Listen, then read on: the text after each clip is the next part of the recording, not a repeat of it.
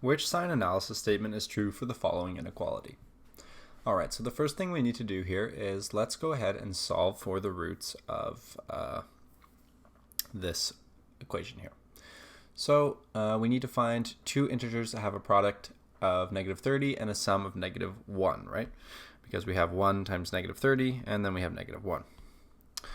Alright, so those two integers are going to be positive 5 and negative 6. So let's go ahead and write this down. We have positive 5x, negative 6x, negative 30. Now we're going to go through and just factor this all out, right? So let's do this. X plus 5. And then we'll do a negative 6. And that will leave us with x plus 5. Okay, so we have x minus 6 and x plus 5. So that's going to give us x equals 6 and 5, negative 5, rather. Okay, so now we can write these points on a number line. So we have 6 and negative 5. And then we have like these three sections, to the left, in the middle, and to the right. And we need to figure out, using sign analysis, which are true for the following inequality, right? So what do we do? Well, let's first analyze the left portion here. So we're just going to pick a point, any point that's to the left of negative 5. So for example, we'll try negative 6. So I'm going to write test negative 6. Now what we're going to do is we're going to plug negative 6 into our factored out equation here. And we're going to compare it to 0 using 0 is greater than or greater or equal to this, right? So let's go ahead and do that.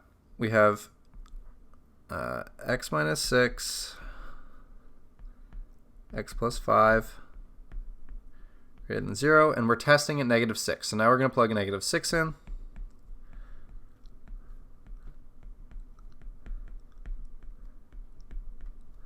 Zero, right?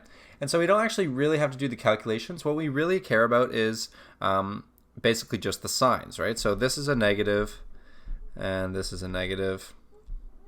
And so we have a negative times a negative, which is going to be a positive.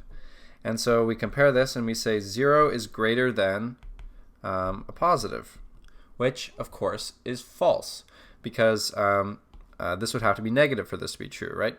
So we know that this to the left is false and therefore is not represented, okay?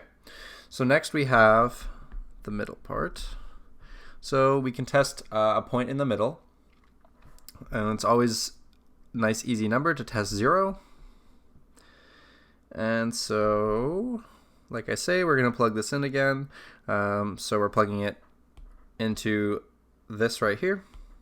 So we'll have 0 minus 6 and 0 plus 5. So this is a negative, this is a positive compared to 0.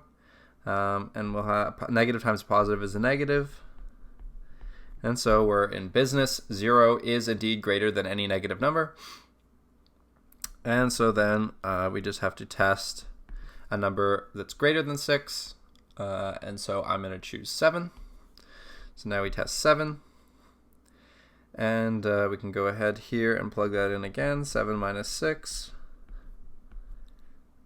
And 7 plus 5. And in this case, we have two positives.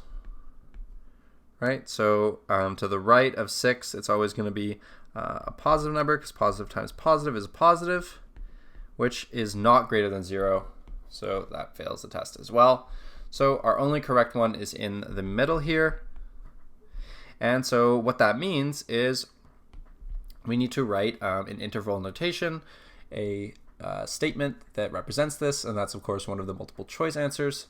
And so because we're using the less than or equals to sign here, that means we're going to use square brackets. And we are going to say it is between negative 5 and 6 with square brackets, right? So that's all for this one. I hope that helps. Thank you. Bye.